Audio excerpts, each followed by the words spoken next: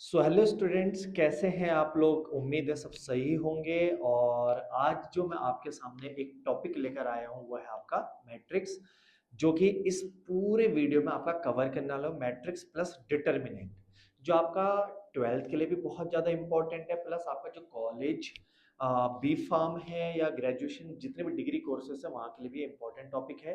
तो आप लोग इस वीडियो को पूरा का पूरा जरूर देखें और बिना स्किप करे हुए, अगर आपको टॉपिक समझना है, क्योंकि इस टॉपिक में आप जो पहली बारी में समझोगे वही आप एंड में यूज करोगे। तो अगर आपने थोड़ी सी भी दिक्कत करी स्टार्टिंग में, तो एंड वाला तो आपको बिल्कुल ही समझ में नहीं आएगा, तो उसमें मेरी कोई भी गलती नहीं रहेगी। तो ध्यान रखें आप लोग। स्टार्ट करते हैं आज का टॉपिक, मैट्रिक्स। ठीक, तो देखो मैट्रिक्स क्या होता है। मैट्रिक्स की डेफिनेशन मैंने बोर्ड के सामने लिखी हुई है, ध्यान से देखो। A rectangular arrangement of numbers in rows and columns is called matrix.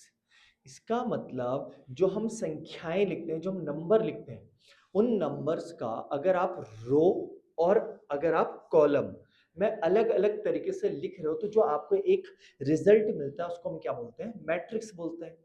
देखो जैसे मैं समझाता हूँ, मैट्रिक्स को हम एक बड़े से ब्रैकेट के अंदर शो करते हैं। मान लो मैंने ब्रैकेट बना दिया, ठीक है, और इसके अंदर मैंने नंबर्स लिखे कुछ इस तरीके से। मान लो जैसे 2 3 1 1 2 4 3 2 1, मान लो ऐसे नंबर लिख दिए। तो इन नंबर्स को मैंने रो और कॉलम्स में लिख दिए, रिप्रेजेंट कर दिया। तो इसी को हम क्या बोलते हैं, अब जो मिला मेरे को, ये क्या है, मेरा मैट्रिक्स है। ये मेरे को क्या मिल गया, मैट्रिक्स। अब रो और कॉलम क्या होते हैं इसमें देखो, आपके जो ये लिखे जा रही है ये रो है, ये पहला रो, ये आपका दूसरा रो, ये आपका तीसरा रो। तो ये जो आपके मैंने ऐसा लाइन खींच के दिखाई, आपकी क्या होगी, रोज हो, जिसको हिंदी में बोलते हैं पंक्तियां, यानी कि रो, पंक्ति।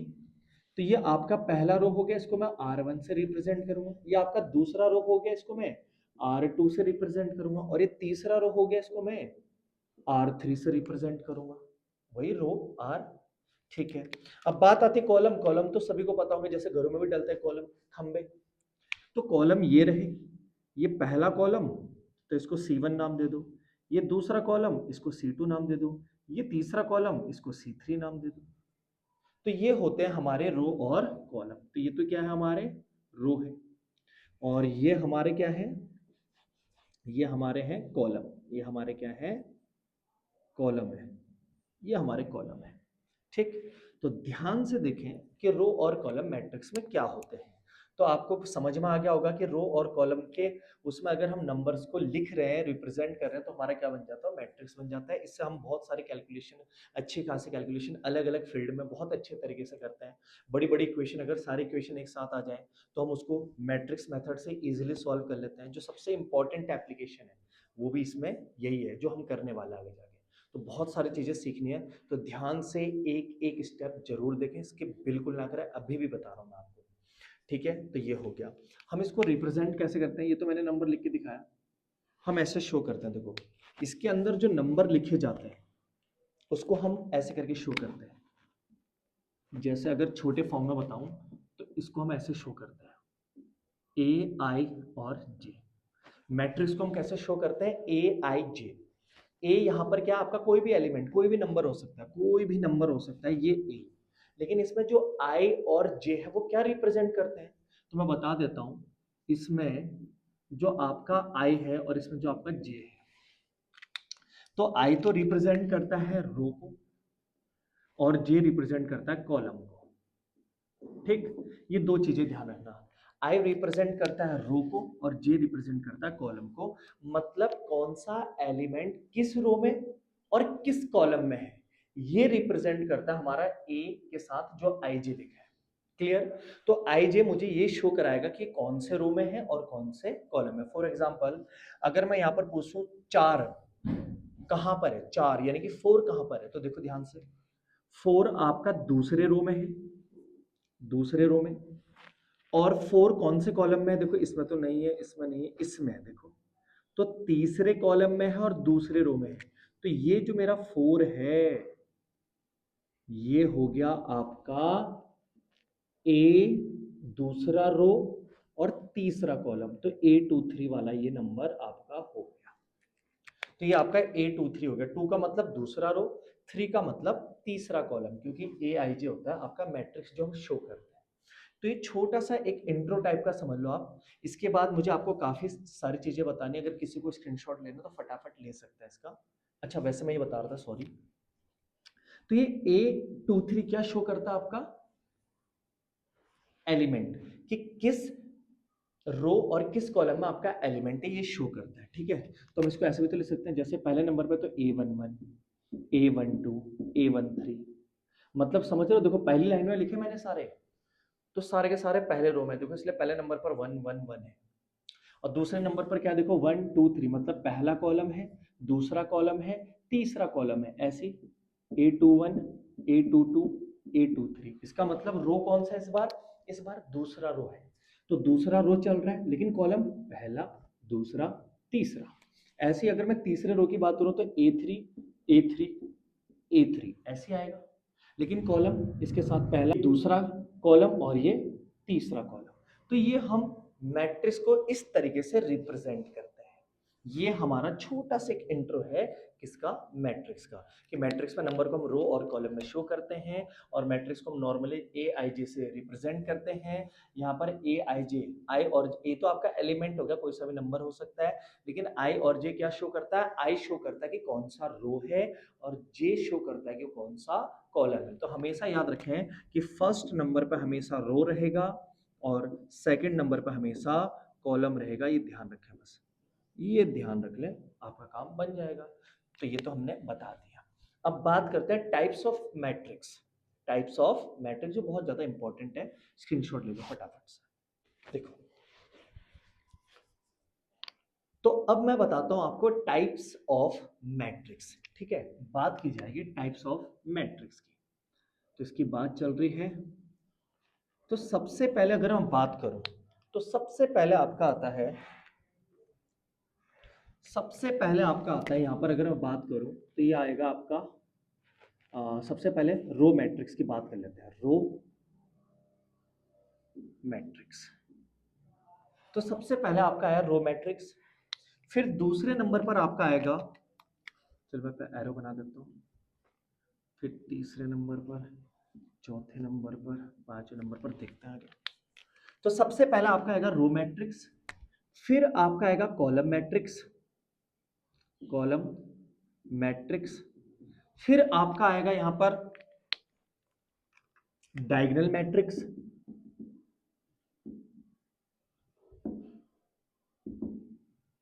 फिर आपका आएगा यहां पर स्केलर मैट्रिक्स,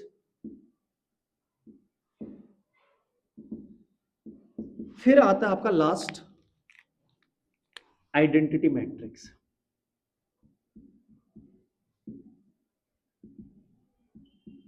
ठीक है, तो यहां पर मैंने आपके 5 वैरायटी लिख दी है।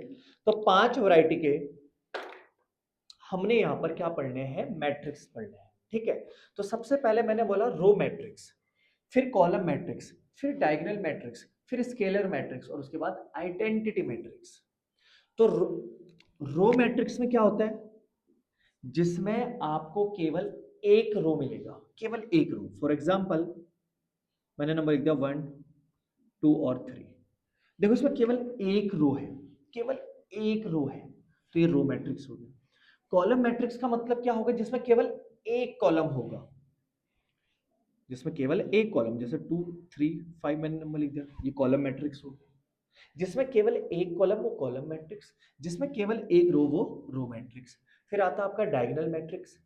तो डायगोनल मैट्रिक्स में क्या होगा, आपका नंबर जिसमें केवल और केवल डायगोनल में मिलता है आपको, विकर्ण में।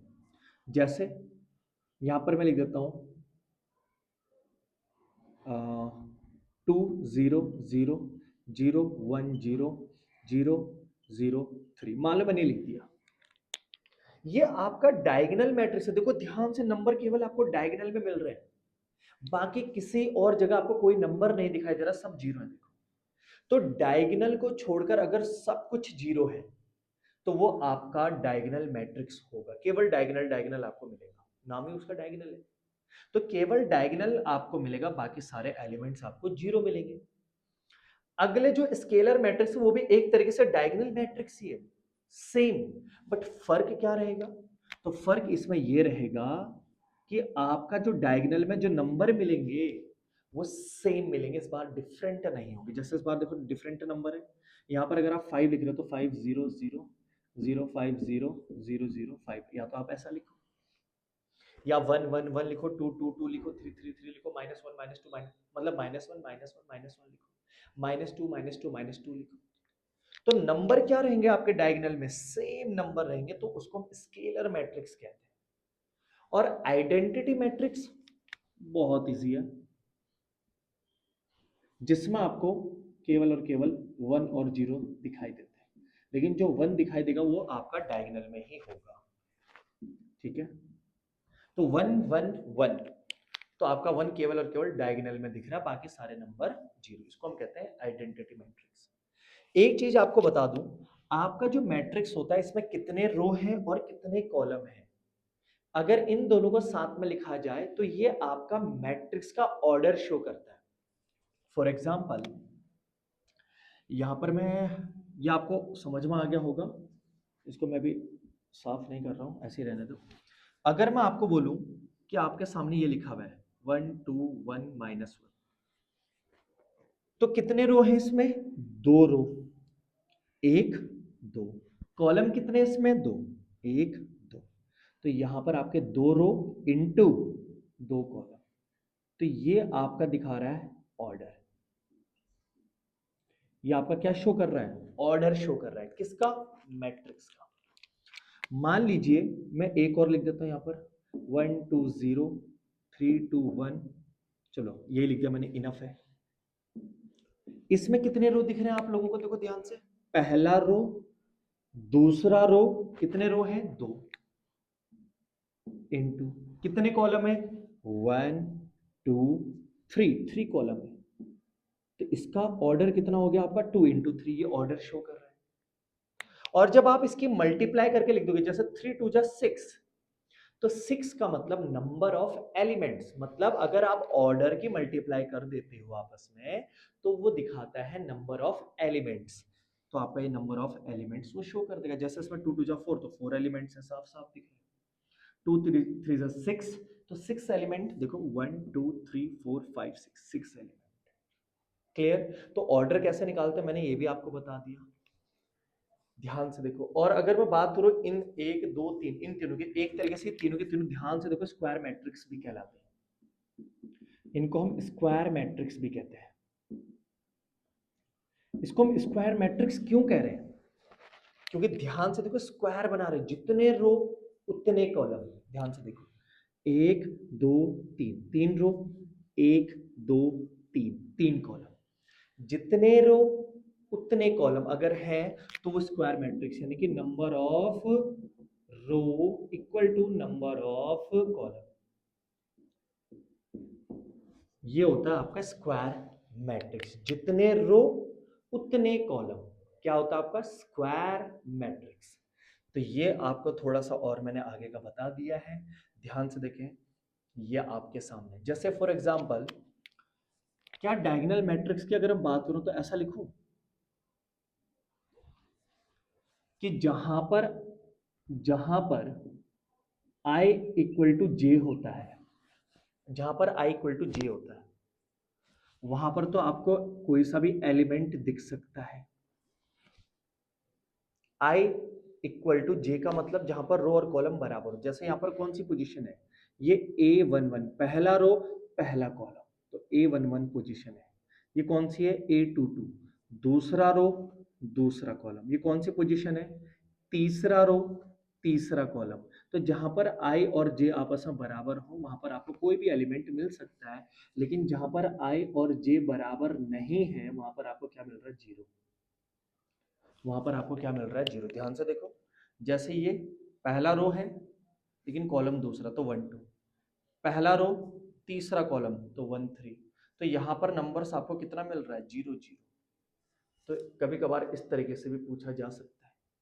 ठीक है, अब मैं बढ़ता हूँ इसी से आगे क्वेश्चंस पे। अगर आपको कोई भी दिक्कत होगी तो मेरे को बताते रहे उस चीज़ के बारे में, और हो सके तो आप वीडियो को रिपीट करके भी देख सकते हो। ठीक है, वैसे मैंने अपनी नॉर्मल स्पीड रखी है, अगर ज़्यादा लग रही है तो आप स्लोमो करके देख सकते हो, हल्का सा स्पीड कम करके देख सकते हो, और अगर स्लो है ज़्यादा ही तो आप स्पीड में करके देख सकते हो। जैसे कभी कभार क्वेश्चंस कैसा आता है आपके मैट्रिक्स में, ध्यान से देखो। जैसे क्वेश्चन ले लेता हूं मैं, अगर मान लो कभी आपका क्वेश्चन ऐसा आ गया, जैसे यहाँ पर मान लो x, यहाँ पर y, यहाँ पर z और यहाँ पर 5 इक्वल टू 1 -1 3 और 5, मान लो ये आ गया, और आपको बोला जाए कि find the value of X Y Z, find the value of X Y Z. अगर ऐसा क्वेश्चन आ गया तो ये सबसे आसान क्वेश्चनों में माने जाते हैं, बहुत इजी है। आपको एक्स वाई और जेड की वैल्यू निकालनी, तो कैसे निकालोगे आप जब दो मैट्रिक्स कभी भी बराबर देखो, हमेशा उनका कंपैरिजन कर दो। पहली पोजीशन को पहली पोजीशन वाले के बराबर, दूसरे वाले को दूसरे वाले के बराबर, तीसरे वाले को तीसरे वाले के बराबर, और चौथे वाले को चौथे वाले के बराबर अगर रख दिया जाए तो ये आपको वैल्यू दे देंगे। जैसे कंपेयरिंग बोथ साइड अगर किया जाए तो क्या x यहाँ पर पहले नंबर पर, यहाँ पर पहले नंबर पर 1, तो x की वैल्यू आ गई 1। यहाँ पर सेकंड नंबर पर, यहाँ पर सेकंड नंबर पर क्या है -1, तो y की वैल्यू आ गई -1। यहाँ पर थर्ड नंबर पर z है, और यहाँ पर थर्ड नंबर पर क्या है 3, तो z की वैल्यू आ गई 3, आंसर आ गया। तो मैट्रिक्स में कंपैरिजन करना बड़ा आसान है, अगर दो मैट्रिक्स एक दूसरे के इक्वल है तो आप डायरेक्ट कंपैरिजन कर सकते हैं। क्लियर?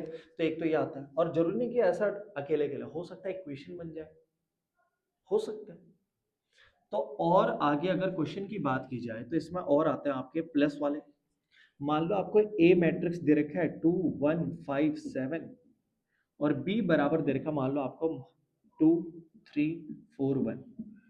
मान लो आपको ए और बी ये दो मैट्रिक्स दे रखे हैं, और बोला जाता है कि फाइंड ए प्लस बी।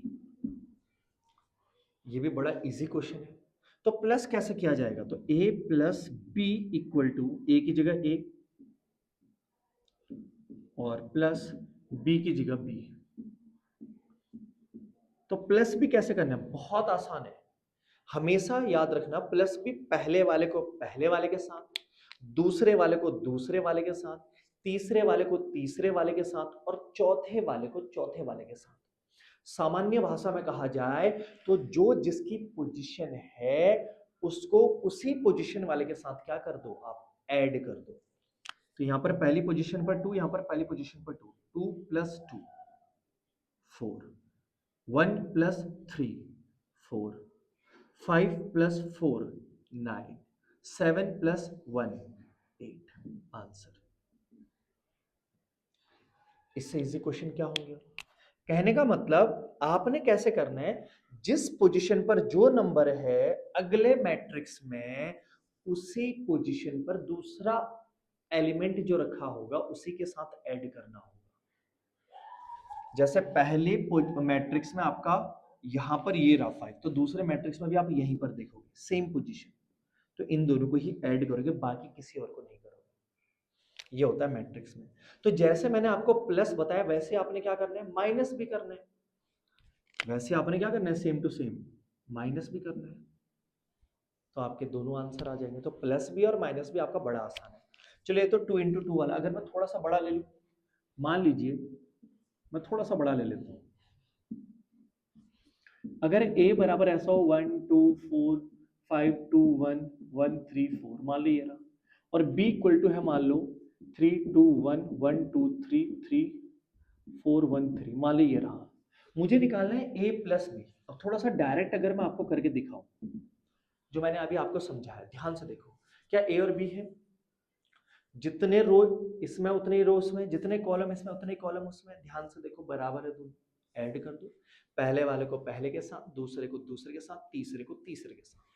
तो 1 + 3 4, 2 + 2 4, 4 + 1 5, 5 + 1 6, 2 + 2 4, 1 + 3 4, 1 + 4 5, 3 + 1 4, 4 + 3 7। ये आपका आ गया a प्लस बी। क्लियर हो गया? तो आपका प्लस बी कंप्लीट हो चुका है। अब मैं आपको इसमें सिखाता हूं मल्टीप्लाई कैसे किया जाता है, वो थोड़ा सा सीखने लायक है। अब मैं आपको जो सिखाने जा रहा हूँ वो है मल्टीप्लाई।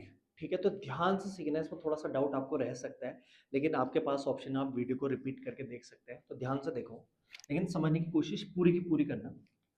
मल्टीप्लाई करने का मैं एक ही रूल बताता हूं, चाहे उसको मंत्र कह लो, कुछ भी कह लो, कि आपने जैसे देखा होगा अभी तक हम हर जगह पर रो इंटू कॉलम ही लिख रहे थे। अगर आई और जे है तो वो भी रो इंटू कॉलम ही शो करता है। तो आपने हमेशा मल्टीप्लाई करनी है rho into column, rho into column, rho into column, rho into column, रोते रहो रोते रहो रोते रहो पेपरों में, और रो इंटू कॉलम करते रहो। तो रो इंटू कॉलम कैसे करेंगे? तो ध्यान रखना, पहले वाले का उठाओगे आप रो, और दूसरे वाले का आप उठाओगे कॉलम। पहले वाले का रो, दूसरे वाले का कॉलम।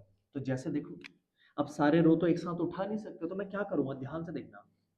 पहले वाले का मैंने पहला रो उठा लिया, लेकिन क्या अगले वाले के सारे कॉलम में एक साथ उठा सकता हूं? नहीं भाई, बारी तो एक ही की आएगी।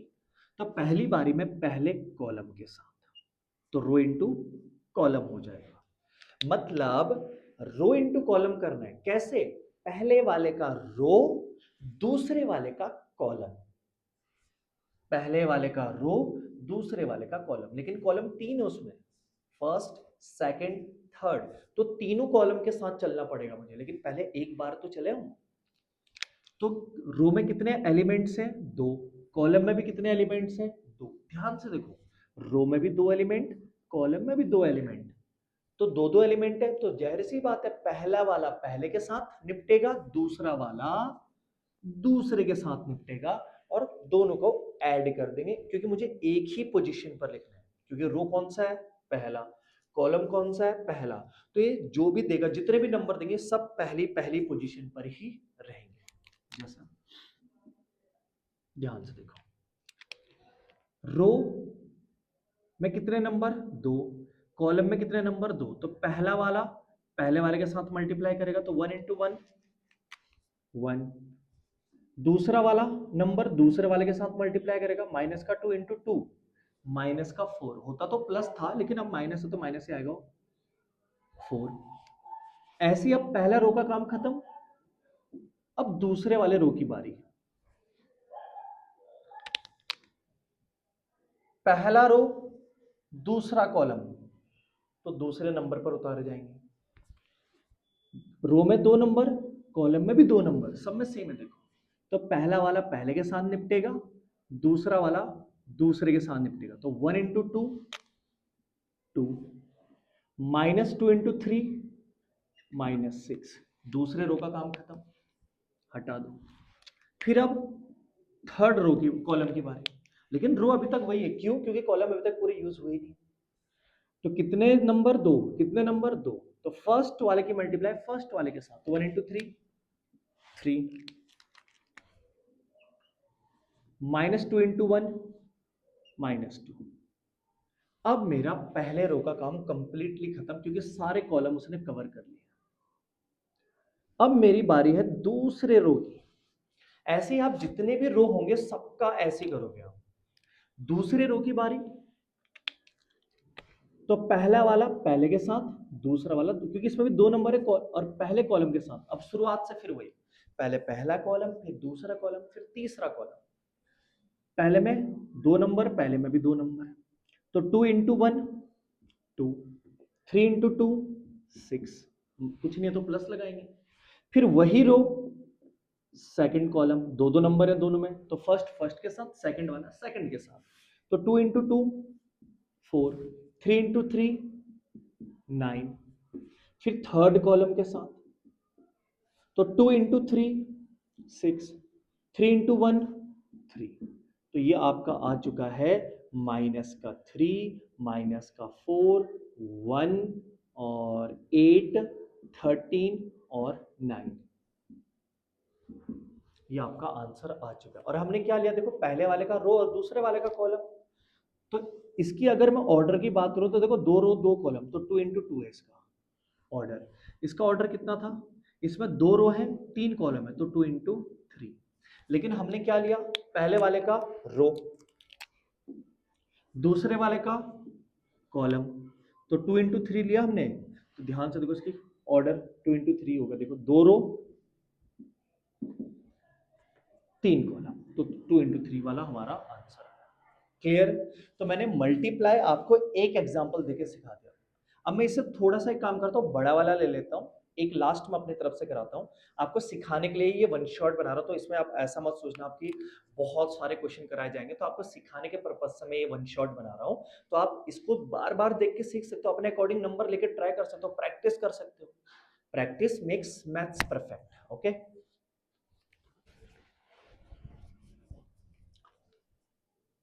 अब आपके सामने एक थोड़ा सा बड़ा क्वेश्चन लेके आया हूं मैं, इसको करते हैं मल्टीप्लाई। ठीक है, आप ध्यान से सीखना, पूरा फोकस यहीं पे रहना चाहिए आपका। तरीका वही है, रो इनटू कॉलम। तो पहले वाले का तो उठाओगे आप रो, दूसरे वाले का आप उठाओगे कॉलम, लेकिन वो भी कौन सा, पहला वाला, जाहिर सी बात है। तो देखो पहले रो में 3 एलिमेंट्स, पहले कॉलम में भी 3 एलिमेंट्स, तो फर्स्ट वाला फर्स्ट के साथ, सेकंड वाला सेकंड के साथ, और थर्ड वाला थर्ड के साथ। कंफ्यूजन मत करना, प्रैक्टिस ही आपकी स्पीड बढ़ाएगी इसमें। स्टार्टिंग में हो सकता रहे कंफ्यूजन, लेकिन स्पीड बढ़ेगी तो केवल और केवल प्रैक्टिस से। तो 2 into first number 2, 3 into second number 0, तो +0 कर देते हैं, 4 इंटू थर्ड नंबर 3 यानी कि 12। तो पहले रो का पहले कॉलम के साथ काम खत्म, इसलिए पहले कॉलम में मैंने नंबर लिख दिए सारे। अब सेकंड कॉलम की बारी, सेकंड कॉलम उठाएंगे, तो पहला रो सेकंड कॉलम, तो सेकंड कॉलम की जगह पर हम आंसर लिखेंगे। पहला नंबर 2, पहला नंबर -3, तो इंटू करके -6। Second number 3, second number 2, multiply करके 6 प्लस का। थर्ड नंबर पे 4, थर्ड नंबर पे 0, मल्टीप्लाई करके 0 छोड़ दो। फिर थर्ड कॉलम के साथ वही 3 नंबर है, देखो। तो पहला वाला 2 है, पहला वाला 5 है, मल्टीप्लाई करके 10। सेकंड वाला 3 है, सेकंड वाला 4 है, मल्टीप्लाई करके 12। थर्ड नंबर पे 4 है, थर्ड नंबर पे 5 है, मल्टीप्लाई करके 20। ठीक, थोड़ा सा तिरछा जा रहा है, कोई बात नहीं, यहाँ से साइड से लिखने में थोड़ा गड़बड़ हो जाती है, आपको भी दिखते रहना चाहिए बीच बीच में। देखो ऐसी अब सेकंड कॉलम की रो की बारी। तो सेकंड रो जितने भी रो उठाओ, देखो सब में 3 नंबर है, कॉलम में भी 3 नंबर है, तो कोई बड़ी बात नहीं है, सेम वही, पहला पहले के साथ, दूसरा दूसरे के साथ, तीसरा तीसरे के साथ। तो 3 इंटू 1 3, 4 इंटू 0 0, 5 इंटू 3 15। फिर वही सेकंड कॉलम के साथ, 3 इंटू -3 -9, 4 इंटू 2 8, 5 इंटू 0 0। फिर वही थर्ड रो के साथ, 3 इंटू 5, फर्स्ट वाला फर्स्ट के साथ 15, सेकंड वाला सेकंड के साथ 16, थर्ड वाला थर्ड वाले के साथ 25। अब बात आती है थर्ड रो की। थर्ड रो फिर से वही, पहले पहला कॉलम, फिर दूसरा कॉलम, फिर तीसरा कॉलम। तो नंबर 3 ही है, तो first into first number 4, 5 into second number 0, 6 into third number 18। फिर वही row second column, first number 4, first number -3, 4 into 3 minus का 12, 5 इंटू 2 10, 6 इंटू 0 0। फिर वही लास्ट कॉलम के साथ, तो 4 इंटू 5 20, 5 इंटू 4 20, 6 इंटू 5 30, प्लस कर दो, आपका आंसर आ गया। तो ये आ गया 14 0 42 18 -1, ये आ गया 15 40 56, ये आ गया 22 माइनस का 12 और 10 माइनस का 2, और वो आ गया आपका 70। तो ये आपका आंसर।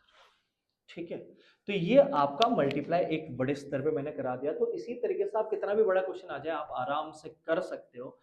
तो यही बताना चाहा मैंने, बस ये ध्यान रखना, रो इनटू कॉलम, रो की मल्टीप्लाई किसके साथ, कॉलम के साथ। ठीक है, अब इसी के साथ साथ मैं आपको एक टॉपिक और बता देता हूं जिसका नाम है ट्रांसपोज, फिर मैं आगे बढ़ता हूं फटाफट। ट्रांसपोज। ट्रांसपोज बड़ा आसान है निकालना। आपको रो को कॉलम में कन्वर्ट करना है बस, या कॉलम को रो में, जो जिससे भी करोगे वो आपकी इच्छा है। जैसे फॉर एग्जांपल मेरे पास ए है 1 2 3 4, मुझे इसका ट्रांसपोज निकालना है, मुझे ए डैश निकालना है। तो ए डैश कैसे निकालते हैं, बड़ा सिंपल है। आप इस रो को कॉलम में लिख दो, तो पहला रो पहले कॉलम में डाल दो, दूसरा रो दूसरे कॉलम में डाल दो, खत्म। तीन भी होंगे तब भी कोई बड़ी बात नहीं। जैसे अगर मुझे इसी का ट्रांसपोज निकालना है, जैसे इसी का, तो पहला रो पहले कॉलम में डाल दो, तो 2 3 4, दूसरा रो दूसरे कॉलम में डाल दो, 3 4 5, तीसरा रो तीसरे कॉलम में डाल दो, 4 5 6। ट्रांसपोज किसी का भी आप आसानी से निकाल सकते हो, कोई बड़ी बात नहीं है। तो ये था आपका थोड़ा सा मैट्रिक्स जो मैंने आपको बताया है। अब मैं थोड़ा सा और आगे बढ़ता हूं। तो अब हमने मैट्रिक्स पढ़ लिया है। मैट्रिक्स से रिलेटेड हमने क्वेश्चंस कर लिए, लगभग लगभग सारे के सारे कर दिए। कुछ छूटा रहेगा तो आप उस चीज को देख लेना एक बारी और मुझे बता देना। अब बात करते हैं डिटर्मिनेंट की। तो डिटर्मिनेंट भी एक तरीके से आपका मैट्रिक्स ही होता है, लेकिन डिटर्मिनेंट आपका जो होता है वो होता है स्क्वायर मैट्रिक्स। क्या होता है आपका? स्क्वायर मैट्रिक्स होता है। स्क्वायर मैट्रिक्स आपका होता है डिटर्मिनेंट। अगर आपका स्क्वायर मैट्रिक्स है तो एक तरीके से आपका डिटर्मिनेंट ही है। और इसको हम जैसे मैट्रिक्स को हम ऐसे ब्रैकेट के अंदर लिखते थे, लेकिन हम डिटर्मिनेंट को ऐसे दो ब्रैकेट के अंदर, ऐसे जैसे बार कह सकते हो या फिर मॉड कह सकते हो, इसके अंदर हम इसको शो करते हैं, इसके अंदर लिखते हैं हम डिटर्मिनेंट को। ठीक है। अब डिटर्मिनेंट से रिलेटेड कुछ क्वेश्चंस है, मैं आपको कराता हूं, फटाफट से देखो।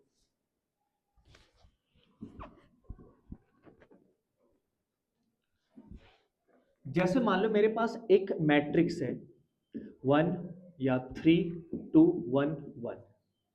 मान लो मेरे पास एक मैट्रिक्स है, लेकिन अगर वो बोलता है कि इसका डिटर्मिनेंट निकालना, आपने क्या निकालना है? इसका डिटर्मिनेंट, या इसका आप कह सकते हो मॉड ए कह सकते हो, या तो इसका क्या कह सकते हो आप? मॉड ए। मॉड ए कहो या डिटर्मिनेंट ए कहो, बात एक है, क्योंकि स्क्वायर मैट्रिक्स है और स्क्वायर मैट्रिक्स आपका डिटर्मिनेंट ही होता है। तो अगर इस डिटर्मिनेंट की मुझे वैल्यू निकालनी है, कुछ नहीं करना, आपने क्रॉस मल्टीप्लाई कर देना है। तो 3 इंटू 1 3, बीच में माइनस 1 इंटू 2 2, तो कितना आ गया? खत्म। ऐसे ही अगर मैं एक और उठा लूं, चलो कोई नहीं, बी उठा लिया मैंने, 4 5 माइनस 1 2, मान लो ये उठा लिया, मुझे इसका मॉड बी निकालना है। फिर से वही क्रॉस मल्टीप्लाई, लेकिन बीच में क्या आता है? माइनस। तो 4 इंटू 2 8, बीच में क्या आता है? माइनस। माइनस 1 इंटू 5 माइनस 5, तो माइनस माइनस प्लस, यानी कि 13 आंसर आपका। तो ये तो आपका हो गया 2 इंटू 2 का। लेकिन अगर मुझे 3 इंटू 3 का करना है, जैसे मान लो यहां पर है आपका, मान लो 1 4 3 2 1 1 1 2 5, मान लो ये रहा। अगर मुझे इसका मॉड वैल्यू निकालना है, डिटर्मिनेंट निकालना है इसका,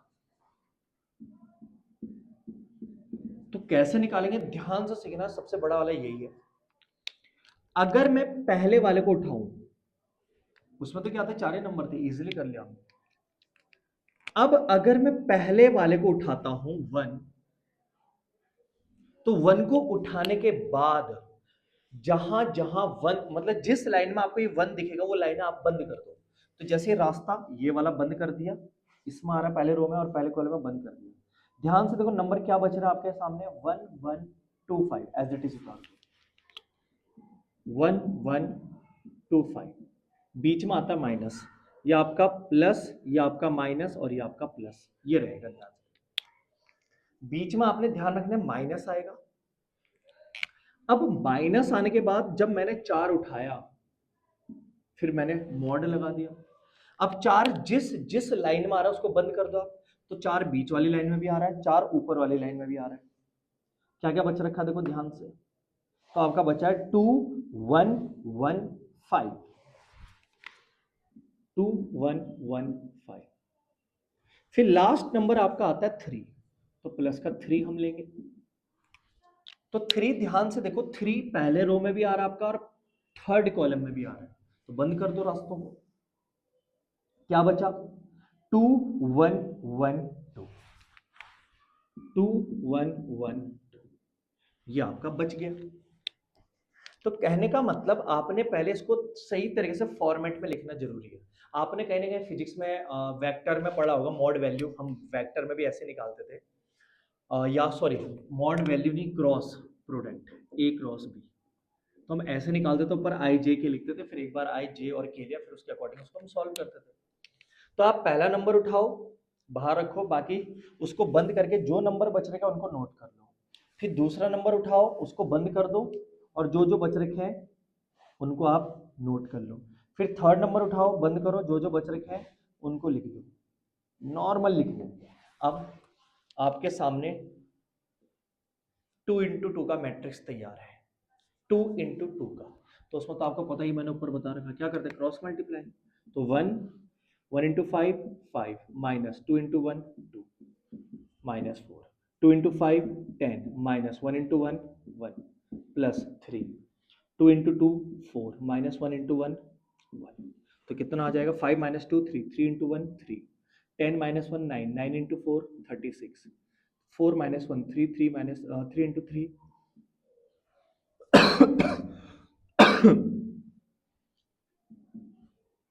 9 प्लस 3 12, और 12 माइनस 36 माइनस का 24, इसका आंसर आ जाएगा। तो इस तरीके से आप मॉड वैल्यू या डिटर्मिनेंट की वैल्यू आप निकाल सकते हो।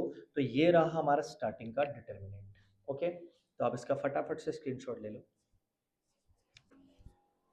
अब डिटर्मिनेंट से रिलेटेड आपका एक टॉपिक है जिसका नाम है माइनर और कोफैक्टर। तो ये कैसे निकालेंगे, ध्यान से देखो।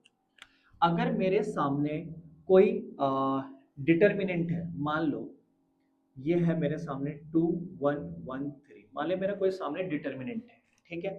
अब मुझे इसके माइनर और कोफैक्टर निकालने हैं। तो कैसे निकालेंगे, देखो बहुत आसान है। माइनर को आप डिनोट कैपिटल एम से कर सकते हो, यहां पर मैं लिख देता हूं माइनर, और यहां पर मैं लिख देता हूं कोफैक्टर। सिंपल फंडा। तो माइनर कैसे निकालेंगे हम लोग, ध्यान से सीखो। कितने एलिमेंट है, टोटल 4। M11 है, पहला रो पहला कॉलम, पहला रो दूसरा कॉलम, उसके बाद सीधा सीधा दूसरा रो। M12 M21 और M22, मैंने तो पहले पोजीशन लिख दी। ध्यान से देखो, ये 11 पोजीशन, ये 12 पोजीशन, ये दूसरा रो स्टार्ट हो चुका है, लेकिन कॉलम पहला तो 21, ये दूसरा रो दूसरा कॉलम 22, तो इसके अकॉर्डिंग मैंने लिखा है। इसमें भी सेम वही प्रोसेस जैसा भी मैंने आपको सिखाया था। अगर आप पहले वाले के लिए लिख रहे हो तो इसके रास्ते बंद कर दो, जिस जिस रास्ते में ये पढ़ रहा है। कितना बच रखा है, 3, तो M11 आपका आ गया 3।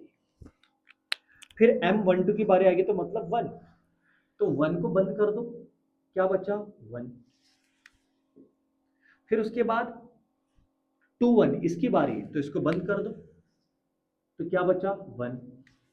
और लास्ट किसकी बारी, 2 2 की बारी, तो इनको बंद कर दो, क्या बचा, 2 बचा।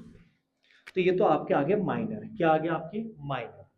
अब बात आती है कोफैक्टर की। तो बहुत आसान तरीका बता रहा हूँ क्योंकि इसका एक मेथड है, फॉर्मूला है, तो किसी को समझने में दिक्कत नहीं, तो इस वजह से मैं थोड़ा डायरेक्ट बता रहा हूँ। पहले तो आप कोफैक्टर को इसी के अकॉर्डिंग कैपिटल ए से डिनोट करो, A11 A12 A13, ओ सॉरी A21 और A22, पहले आप इसे शो करो। अब मुझे इसके कोफैक्टर लिखने हैं, तो मैं कहता हूँ यही उतार दो आप, 3 1 1 2, सेम टू सेम उतार दिया।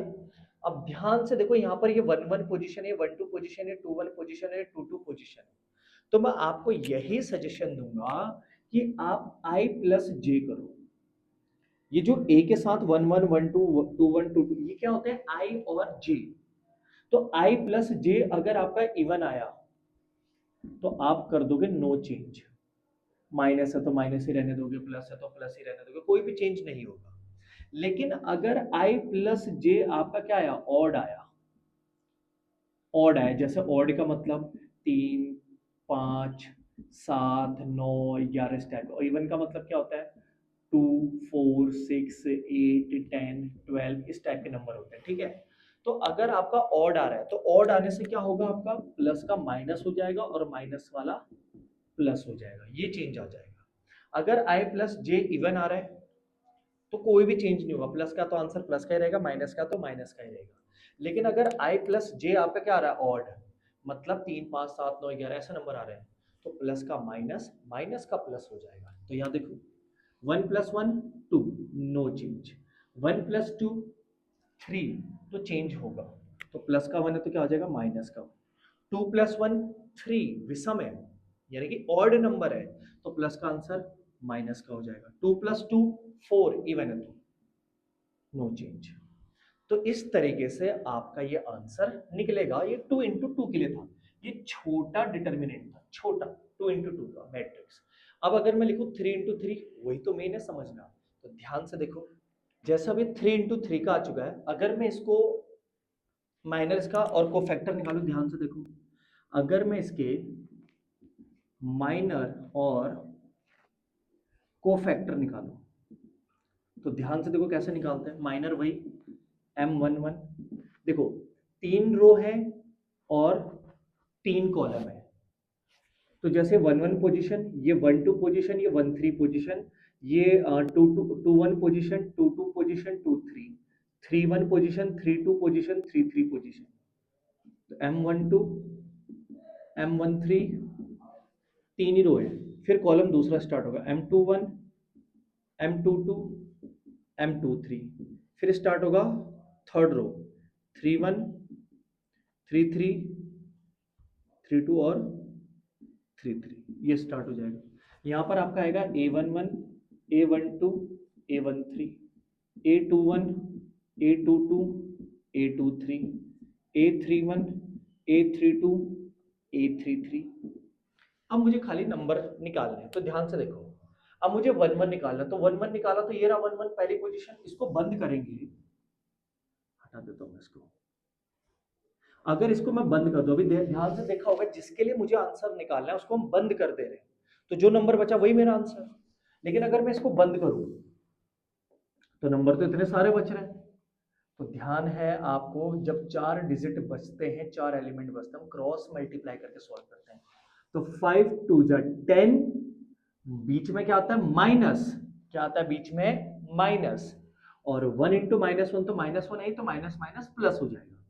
तो ये हो जाएगा 5 × 2 10, और माइनस 1 × -1 -1, लेकिन माइनस ऑलरेडी है तो +1 = 11।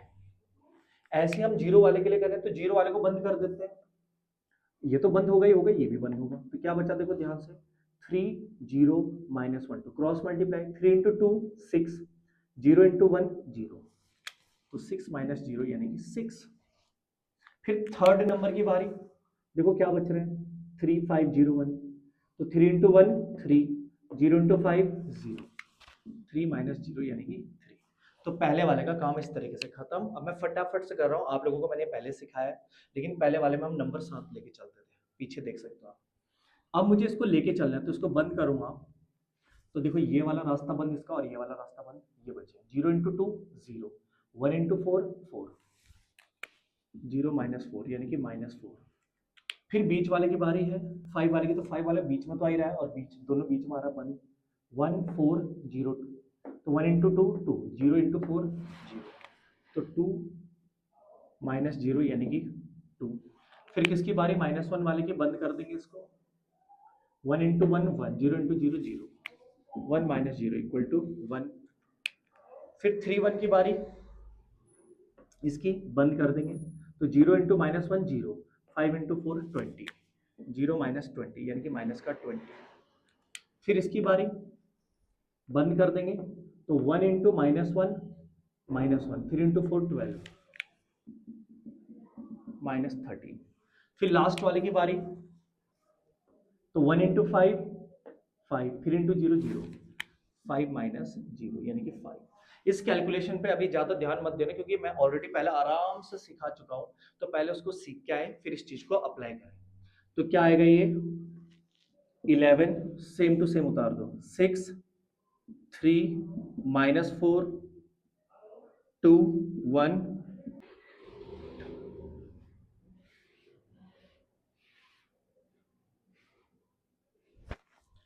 20, 13 और 5। अब प्लस और माइनस किसके अकॉर्डिंग देखने हैं मैंने यहाँ पर, इनको ऐड करके अगर ऑड आएगा तो चेंज होगा, प्लस का माइनस, माइनस का प्लस। लेकिन अगर इनको प्लस करने पर इवन आएगा तो नो चेंज। तो 1 + 1 2 नो चेंज, 1 + 2 3 प्लस का माइनस हो जाएगा, 1 + 3 4 नो चेंज, 2 + 1 3 आ रहा है तो माइनस का क्या हो जाएगा plus, 2 + 2 4 no change, 2 + 3 5 change plus का माइनस, 3 + 1 4 नो चेंज, 3 + 2 5 चेंज तो प्लस का माइनस। तो ये आपका आ गया माइनर और कोफैक्टर। लगे हाथ आपको एडजॉइंट बता देता हूं साथ में, देखो इसके बाद आएगा हमारा नेक्स्ट टॉपिक एडजॉइंट। अगर मान लो मेरे पास ये ए है, एक मैट्रिक्स है मान लो, इसका मुझे एडजॉइंट निकालना है। अगर क्या निकालना है एडजॉइंट, तो बड़ा आसान तरीका है। तो एडजॉइंट ए, इसको हम ऐसे शो करेंगे, इक्वल टू 3 × 3 का था, बना दो बड़ा सा डब्बा। आपने जो कोफैक्टर निकाला हुआ है, आपने जो कोफैक्टर निकाला हुआ है, देखो इसमें 3 कॉलम है, 3 रो है। तो आप एक काम करो, 3 3 करके लाइन वाइज उठाओ और कॉलम में पटक, 3 3 करके लाइन वाइज उठाओ, लाइन वाइज 3 3 करके उठाओ और इस कॉलम में इनको डालते जाओ, सीधी सीधी बात। तो स्टार्टिंग के 3 ये रहे, 11 - 6 3, अगले 3 ये रहे, 4 2 -1, अगले 3 ये रहे, 20 -13 और 5। ये आपका एडजॉइंट भी आ गया।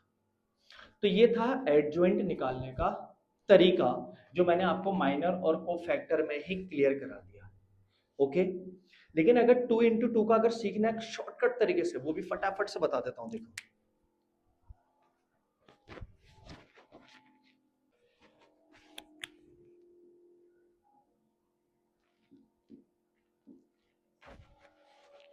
मान लो मेरे पास 2 × 2 का एक छोटा सा मैट्रिक्स है, अगर मुझे इसका एडजॉइंट ए निकालना है, एडजॉइंट ए, लेकिन मैं उतना झंझट नहीं चाहता कि पहले मैं माइनर निकालूं फिर कोफैक्टर निकालूं फिर उसको वैसे लिखूं, अगर मैं झंझट नहीं चाहता तो सबसे आसान तरीका क्या है, आप 2 × 2 का क्या करो, इन दोनों की पोजीशन चेंज कर दो, इन दोनों की पोजीशन चेंज कर दो आप, सबसे इजी। तो ये 5 हो जाएगा और ये क्या हो जाएगा 2 हो जाएगा। इन दोनों की पोजीशन चेंज नहीं करनी है, इनका करना है आपने साइन चेंज, साइन चेंज करो। अगर प्लस के हैं तो माइनस कर दो, और अगर माइनस के होते तो प्लस कर देते। तो कुछ नहीं करना है, इन दोनों की पोजीशन चेंज करनी है और इनका साइन चेंज करना है, बात खत्म। ही आपका आ गया एडजॉइंट। और अगर बात आती है आपका किसी का, मान लीजिए ए इनवर्स, हाँ कभी अगर ए इनवर्स निकालने के लिए आ गया, तो ए इनवर्स का मैं आपको फॉर्मूला बता देता हूं। ए इनवर्स इक्वल टू होता है adjoint A upon mod A. तो आपको मैंने एडजॉइंट निकालना सिखा दिया, मैंने आपको मॉड ए निकालना सिखा दिया है। आप जब एडजॉइंट ए को मॉड ए से डिवाइड करोगे तो आपका ए इनवर्स आ जाएगा। नोट कर सकते हो, इसको कराने की जरूरत मेरे को नहीं है। मैं आपका लास्ट टॉपिक करा देता हूं जो कि बहुत इंपॉर्टेंट है, एप्लीकेशंस पे आता हो, वो मैं करा देता हूं आपको फटाफट से।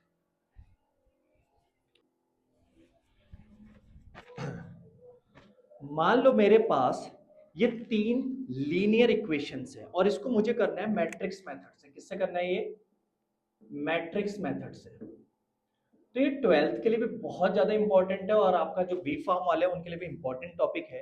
ये आपका एप्लीकेशन से एक तरीके से मैट्रिक्स और डिटर्मिनेंट का। तो आप इसको कैसे करोगे, इसका क्या फॉर्मूला है। तो इसका मैट्रिक्स मेथड का एक फॉर्मूला है और वो है x = a इनवर्स b। इससे आप आसानी से सॉल्व कर सकते हो। लेकिन ये x, a और b कहां से आएंगे, तो वो आएंगे आपके इस इक्वेशन से। कैसे, ध्यान से देखो, मैं एक ही क्वेश्चन करा रहा हूं। आपका जो इक्वल टू के इस तरफ वाला जो डाटा है, x के साथ, y के साथ, z के साथ, ये आपको देगा a। तो अगर मैं इक्वेशन से मैं a लिखूं तो x की वैल्यू 2, y की वैल्यू 3, z की वैल्यू 3। अगली लाइन में x की वैल्यू 1, y की वैल्यू -2, z की वैल्यू 1। अगली लाइन में x की वैल्यू 3, y की वैल्यू -1, z की वैल्यू -2। ये आ गई a की वैल्यू, ठीक है। और जो b है, b की वैल्यू कैसे निकलेगी, तो b की वैल्यू जो निकलेगी वो आपका इक्वल टू के राइट साइड वाला 5 -4 और 3। मैं कहूंगा कि आपको जैसा दे रखा है एज इट इज आप वैसे उतार दो, जैसा आपको इस तरफ दे रखा ए, जैसा आपको इस तरफ दे रखा बी, वैसा उतार दो। और जो कैपिटल एक्स होगा वो नॉर्मली यहाँ पर हमारे 3 वेरिएबल्स थे, एक्स वाई जेड, बस ये 3 डाटा निकलते ही हमारा क्वेश्चन स्टार्ट हो जाएगा। लेकिन ध्यान दो यहाँ पर मुझे ए इनवर्स चाहिए, चलो बी तो मेरे को मिल गया, अभी मुझे क्या चाहिए, ए इनवर्स।